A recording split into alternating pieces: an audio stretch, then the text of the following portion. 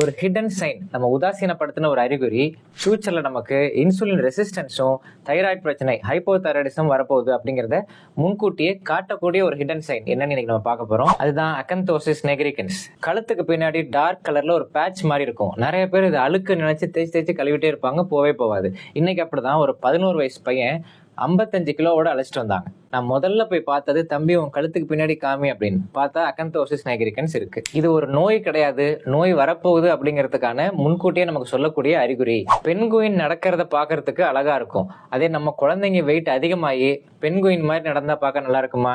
கண்டிப்பா நல்லா இருக்காது. நம்ம இந்தியன் அகாடமி ஆஃப் பீடியாட்ரிக்ஸ் பாய்ஸ்க்கு தனியா கேர்ள்ஸ்க்கு தனியா சார்ட் கொடுத்துருக்காங்க. அதை முதல்ல டவுன்லோட் பண்ணுங்க. குழந்தையோட வயசு, உயரம், எடை எல்லாம் கரெக்டா இருக்கான்னு அதில் மார்க் பண்ணுங்க. ரொம்ப ஓவர் வெயிட் ஆகிட்டே போறாங்க அப்படின்னா இமீடியட்டா இன்டர்வென் பண்ணணும். ஸ்கூல் முடிஞ்சு வந்தோடனே சைக்கிளிங் போகணும்.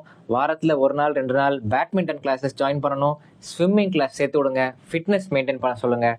சிப்ஸ், பிஸ்கட் இந்த மாதிரி ஜங்க் ஃபுட்ஸ் எல்லாம் அவாய்ட் பண்ண சொல்லுங்க. நம்ம அடிக்கடி சொல்ற மாதிரி ஹெல்த்தி ஃபுட் ஹேபிட்ஸை குழந்தைங்களுக்கு என்கரேஜ் பண்ணணும். ஸோ உங்க குழந்தை ஓவர் வெயிட்டா இருக்காங்க, கழுத்துக்கு பின்னாடி டார்க் பேச்சஸ் இருக்கு அப்படின்னா ஸ்கின் ப்ராப்ளமா இருக்குமோ அப்படின்னு நினைச்சிட்டு அதை மறைக்கிறதுக்கு ஆயின்மெண்ட்டை தேடாதீங்க.